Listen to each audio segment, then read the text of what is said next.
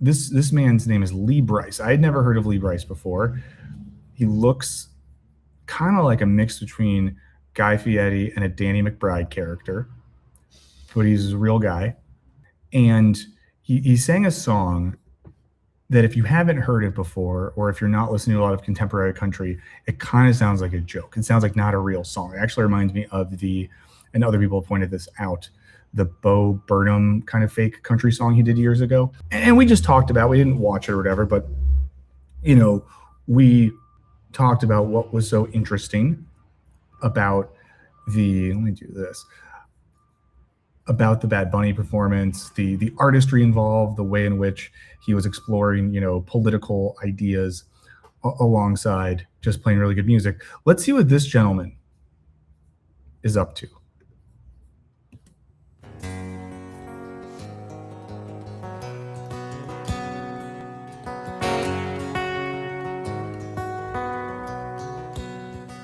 He's ready to go now. Maybe I'll speed it up even more because I bet that will reduce the chances of us getting in trouble. I don't know. Let's just see what happens. I just want to catch my fish. I just want to catch my fish. First line of the song. First line of the song. Maybe I should type these out in the chat as we go so everyone gets this. He says, I just want to catch my fish. And he sings it so seriously, too. Questions. Who told him he couldn't? Did like a trans person from Brooklyn show up at his fishing hole and say, not today, honey? Who said that you couldn't catch his fish? Is it the gaming commission? Maybe he lives in a state where you have to have a license to fish or hunt, which is a standard sort of thing in lots of areas. So maybe that's the issue. He forgot to get his hunting and fishing license in the state of Tennessee, renewed or something like that. I don't know, but he just wants to catch his fish, and somehow the woke left and Bad Bunny are keeping him from fishing. Ironically, if he's really into fishing, I'm just assuming this guy lives in Tennessee. You guys can correct me if I'm wrong. I imagine the fishing would be a lot more interesting in Puerto Rico, an island surrounded by ocean. Imagine the fish you get in those Caribbean waters. I think that'd be a better environment to fish than wherever he's fishing. But let's see what he gets into next. Let's see what his next complaint is. So he just wants the first line. Just want to catch my fish. Drive my truck, drink my beer. Okay, so he wants to catch his fish, drive his truck, drink his beer. Driving his truck, again, do you have a license? Is your car registered? Is it well maintained? Did you put gas in it? Did you put gas in it, Mr. Sir? Because if you don't put gas in your truck, Lee Brice, then that's not going to work. So maybe that's the thing there. And then drink my beer. Who has told you can't drink beer? Your parole officer? Your ex-wife? Did you get a DUI because you did it in the other order? Did you drink your beer, drive your truck, and then try to catch a fish while drunk? That could lead to problems. That could lead to someone saying to you, like, hey, if you're going to continue to drive in the state of Tennessee, we're going to have to monitor this sort of stuff. Maybe he's one of those people that has the breathalyzer in his car that he can't stop. He can't start the car until he does the thing. So he just wants to catch his fish. He wants to drive his truck. He wants to drink his beer. The way he sings that too. Compare like the pathos that he gives these lyrics to. And thank you for typing those lyrics in the chat. We should definitely keep a record of all this. The pathos with which he sings that, the way his eyes are closed, his lips are clenched, it's like he's singing for freedom. You could almost imagine a young Bob Marley singing Redemption Song at this point. But no, he wants to drive his fish, drink his truck, and catch his beer. Thank you for putting it that way. That was really fun. So let's imagine feeling something. And I don't want to be mean. There's songs I like that are dumb.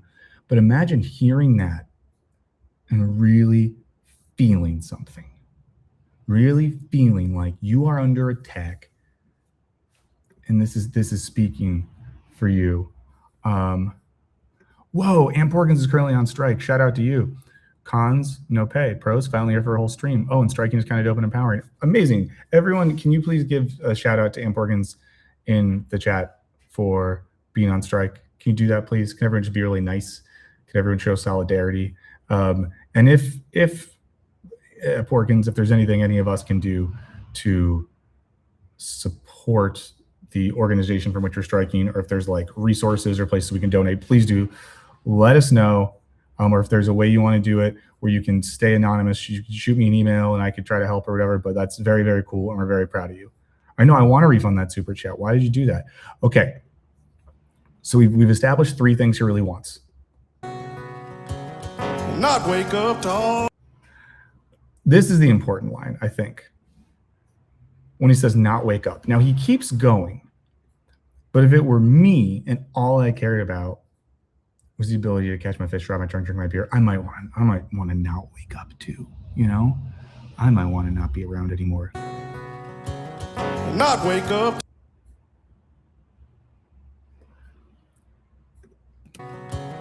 Not wake up to all this stuff I don't want to hear. So he doesn't want to wake up to the stuff he doesn't want to hear. Here's my theory. He was gifted an alarm clock or something like that from a friend. He relies on this alarm clock to get up in the morning. Normal stuff. However, someone either pre-programmed a hip hop and R&B station or a local NPR affiliate to be the show that comes on when the alarm goes off. So every morning, you know, he's hearing, you know, a new Cardi B song, or he's hearing, you know, he's hearing, you know, is it Lakshmi Singh over at NPR talk about like what's going on with the teachers unions or something like that. And he doesn't want to wake up and hear that stuff because he'd rather hear a more traditional news source, talk radio, whatever. So that's a thing. But also, here's a cool thing. I don't like his music, and I've never heard it in my life until right now. So I never have had to think to myself, I don't want to wake up so I don't have to hear this guy. I've just never had to because I just don't listen. You know what I mean? Let's see what else he wants and doesn't want. Like the same kind of gun I hunt with just killed another man. The same kind of gun he hunts with just killed another man. Sounds like that is that a school shooting thing? And is the implication that because he also shoots with that gun, that it's like good? Also, if he's hunting, then surely he has the sort of license that he would need to. I think you also, in many states, you get a hunting and fishing life. I think you do that together. Oh man, this guy has me really confused. Only thing mine ever shot was a deer from my deer stand. So someone got shot with the gun he hunts with. The only one his ever shot was a deer from his deer stand. First of all, coward, go hunt it like a man, use a knife, slit its throat, look it in the eyes. If you're gonna hunt, that's what I say. Kill it like a man. So the implication seems to be that like he's allowed to have guns because he just shoots deer, but the libs want to take his gun away because someone shot a school up. And I think that the moral implication is that for him, it's more important that he shoot a deer from a deer stand than that a kid doesn't get shot at school. I think that's kind of the implication. This is tough. I just want to cut my grass. He wants to cut his grass. Reasonable. No complaints. Feed my dog. Feed his dog. Who's stopping him from feeding his dog? Again, is anyone ever had an experience that a bunch of communists show up and say, you will not feed dog. You do not feed dog. Food go to us first. And then I'm sorry for any Russian or Eastern European viewers. That was an attempted honest imitation, which is the highest form of flattery. He wants to cut his grass, feed his dog. Wear my boots. Wants to wear his boots. Not turn the TV on, sit and watch the evening news. All of these things seem reasonable. What do we got right there? He wants to cut some grass. He wants to wear some boots. He wants to watch the evening news. Maybe he's mad about recent changes at CBS News under the leadership of Barry Weiss or something. But there's multiple news stations, not the least of them being Fox News and News Nation, where he could turn that on any time of day and watch that. Those are some of the most watched shows. Those are the dominant news programs of our time, and I imagine they agree with a lot of the stuff he's into. He looks very like red-faced. Be told if I tell my own daughter that little boys ain't little girls. What? Tell my own daughter even knew. Okay, so this one's, everyone pay attention here, because we finally get to a grievance. I think thus far, there haven't been any real grievances. He's been complaining about things, but we haven't really seen the forces that are trying to counteract his desires. We've seen him implying that his desires aren't able to be consummated, but we've yet to hear about a counteracting force that is repressing those desires. But now we get to the crux of the matter. And as a fellow girl dad, this is heavy stuff. Sit and watch the evening news. Be told if I tell my own daughter that little boys ain't little girls. So he says, because he doesn't want to tell his daughter that little boys ain't little girls. So now he's mad at trans kids, because that's the thing now. That's the thing right now. Also, in most cases, in most states in this country now, trans kids have less rights than ever. They're more vulnerable than ever. So the idea that we live in a country where it turns on the news and they're like, you must tell that boy is girl and girl is boy. That's not happening. That's not a thing. And I guarantee you whatever local station where this guy lives isn't that. And listen to the crowd reaction. So the crowd has been silent. And the moment he gets mad about trans children, they cheer. The little boys ain't little girls. I'll be up the little boys ain't little girls. The little boys ain't little girls. I'll be up the creek in hot water. So if he said that, he'd be up the creek in hot water. But in fact, he did just say that. He got paid money to say that. He's on a pre-recorded show with millions of viewers saying that. I don't know. It seems like it's going okay. It seems like you were able to write a song that said that, perform it on a show. And I know the numbers were not Bad Bunny numbers. We don't expect that from you, bud. 5 million people watching this live. That's so many people. And he just got to say that. And I don't think anything happened. I'm making fun of him on a Twitter show. Is that the worst thing that's ever happened? I don't know. Oh, wait. I need to read Allie's last message. I'm scrolling back. Old Grease is here too? Dang. We did it. That's so good. We're all back together, guys. Isn't that what it's all about? That makes me really happy. I'm glad that I scrolled back for that. We're all here, guys. We are family. We are officially family. And it's so nice. I like that. I like that so many of you are still here. We've gotten to know each other over the years. That's really great stuff. Okay. We really did it. Jesus did it. Yeah, should we all convert now? Okay, well, I don't know if we'll watch the whole thing. I can maybe look up the rest of the lyrics. I do want to, what's this guy's name again? I'll show you the lyrics to another one of the songs that's pretty magical.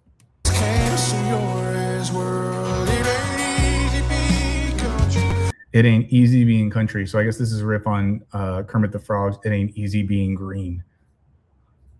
It's not easy. Again, it's not easy having this certain set of ideological beliefs and values while living in a region of the country where those are the dominant values inside of a country where leadership to the highest level is encouraging and supporting these values.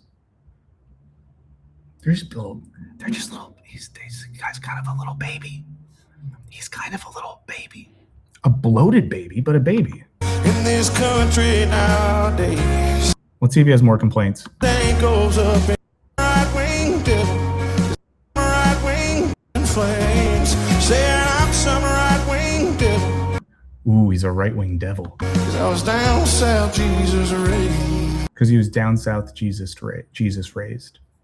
I don't think anyone's saying that. I think if anyone is calling you a right-wing devil, it's probably because you're like talking shit about trans kids, man. Country. So let's see if there's a second verse of complaints. Watch my gas. I just want to cut my grass. He's still thinking about the grass. Watch my game. Watch his game. Ironically, he wants to watch the game so bad, but he's participated in counter programming that takes people away from the game. Also makes me wonder if this guy's seen sports before when he just says, watch my game. What team do you support? What sport are you into? I don't know. Say my prayers. Not kidding. Okay, so he wants to cut his grass while watching sports and saying prayers. You could do any of those things anytime you wanted. No one cares. A picture of a flag up in flames while people cheer. So he doesn't want to see a flag in flames as people cheer, but he wants to make fun of trans kids while people cheer. I'm doing journalism, guys. That's all we're doing right here. Let's see if we got anything else here. Or I think he's too cowardly. We're gonna go back to the chorus. Oh, the same one my granddaddy fought for. Stomped on like his trash. So you don't want people to mess with the flag because your granddad fought in the war. Did you fight? Did you enroll? Did you sign for ICE or something like that? Or are you just singing like some artsy pansy? I'm a downright hateful monster. Like the blue and badge. It ain't easy being. Oh, he's a hating monster because he backs the blue and badge. Why do people love? It's so weird, to love cops. What's the point of just that being a part of your personality? Why can't you just be indifferent? No one, when we were in school growing up, no one was like, oh, I love hall monitors. Oh, I fucking hate hall monitors. I hate you. Okay, we already heard that. Small town point of view. Here's a small town point of view. It ain't easy being country in this country nowadays. They are victims. It ain't easy being country in this country nowadays. Wow, that was a good song. Let's look up. Hold on, there's another. Oh, okay. So he did another song as well. I'm not going to risk it by watching two of his songs. I do want to show you some lyrics to another song by this gentleman because I think we'll get a kick out of it. So he has a song called "Drinking Class," the drinking class anthem, because no one else. Because they don't let him drink. Okay. So this is him describing his sort of the cultural practices of the economic class in which he participates in. I really like he's a bootlicker and fish kisser. Yeah, I mean, something that this music does make me think, and a lot of this does make me think, is I would feel disrespected if I was the target audience for this. You know what I mean? People aren't idiots. Treat them like they're smart. Give them art and culture that challenges them to think or experience in different ways, and they'll do it. But that's a song you wrote? The grievances being, you really want to fish and you really want to cut your yard.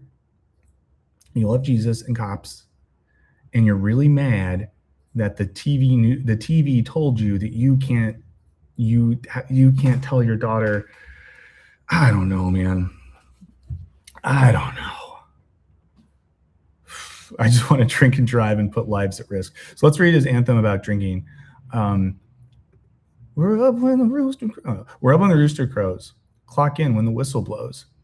8 hours ticking slow, and then tomorrow we'll do it all over again. What does again rhyme with? Crows, blows, slow, tomorrow, again. I'm a member of a blue-collared crowd. They can't keep us down. So crowd and down, I think, are rhyming there. If you gotta label me proud. I belong to the drinking class. Monday through Friday, man. We bust our backs. If you're one of us, raise your glass. I belong to the drinking class. I love the genius analysis on this one. Isn't he just saying I'm an alcoholic? Or does he have to make a whole song that's just hey man, I'm an alcoholic? That's crazy. We laugh, we cry, we love. Go hard when the going's tough. Push back on push and shove. We get rowdy, we get wild and loud. He belongs to the drinking class. Let's see, he says, we all know why we're here. A little fun, a little music, a little whiskey, a little beer. We going to shake off those long week blues. Ladies, break out your dancing shoes. Oh, except if you're ladies that dance to Bad Bunny music. It don't matter what night it is. It's Friday, it's Saturday, it's Sunday. I just want to hear you say, just want to hear you singing. Y'all sing it with me. We belong to the drinking class. So this is a song that he performed as well at that halftime show that made people feel something, made them seen. Sean asked if I heard country. I like a lot of country music. That's the thing. I just don't like this shit. I don't like this shit. I don't like this shit at all. But this brings up a larger set of questions about what the stakes of this sort of culture war are, because clearly what was at play here is that a certain school of right-wing people in the TPUSA mold viewed the performance of Bad Bunny at their Super Bowl, because football is a whites-only sport. They viewed that halftime show not just as a celebration of one of the most popular artists on the planet, and even just think about this from an economic perspective. The NFL has been actively trying to expand their brand around the world. What are some of the places they've done that? They've done it in Mexico. They've played games in Brazil. Like, obviously they're trying to reach out to other countries.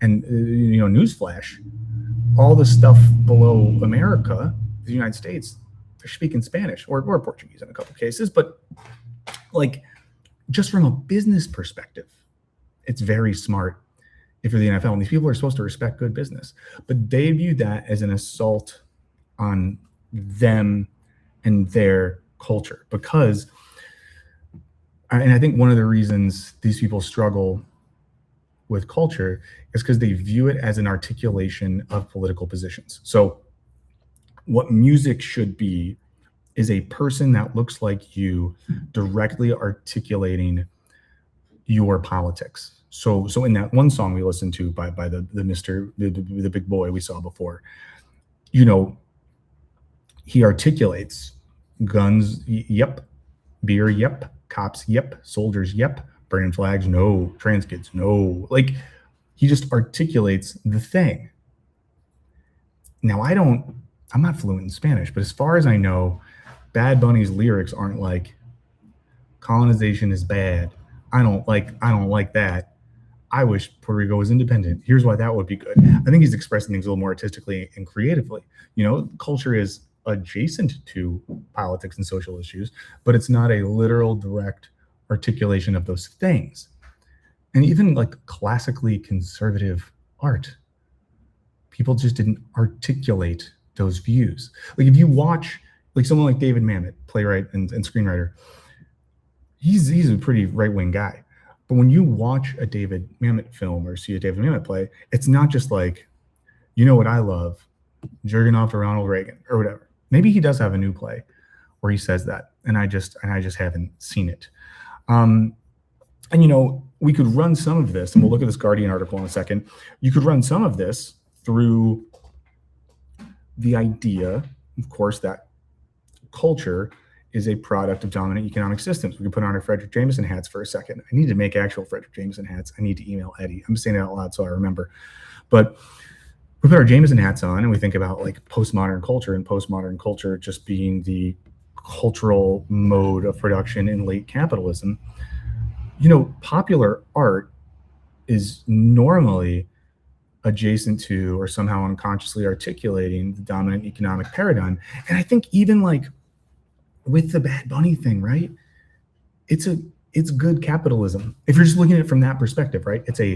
It creates a spectacle that is very marketable, that reaches a diverse coalition of consumers and speaks to people across the aisle and lets them feel seen and represented. Like, that's, if capital functions the best when there's not borders, if capital functions the best when capital can flow freely, then art that expresses that is doing a good job. But then the question is like, what would the articulation of a kind of like white Christian nationalist cultural logic be? Because it seems out of sync with the forces of global capitalism. There's a contradiction at play between those two things, because it seems like their ideal system is something more like isolationist militarism or something like that.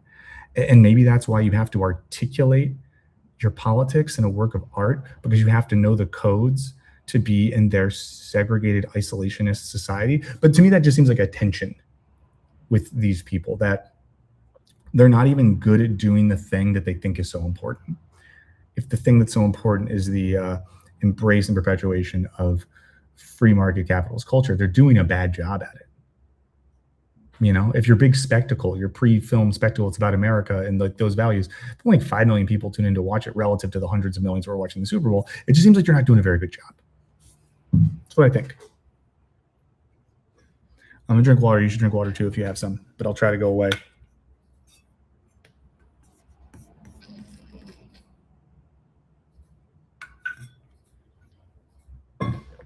Okay, but I bet his anti-colonial song is good, right? I bet it's like good and has some creative elements to it. Okay, so let's see. Hey, thanks for watching this. In case you didn't know, I have a main channel where I post video essays and stuff like that. It's just called Michael Burns. There's a link. Would love for you to check that out. If you want to support the channel more, I have a Patreon. You can also hit up either of my beverage partners. There's Yes Please Coffee, who make the best gosh darn coffee in the world. You get 15% off with the code Burns Beans. And of course, my beloved new non-alcoholic beer sponsor, Years Beers. It's really good. There's a link below, and if you use it, you get 10% off your first order. So thank you so much. And if you ever want to watch these streams live, I'm live every Wednesday at 12 p.m. Pacific. Okay, now the videos, now it's really over. So now you can go. I'm going to finish this. Now it's over. I'll see you guys for the next one.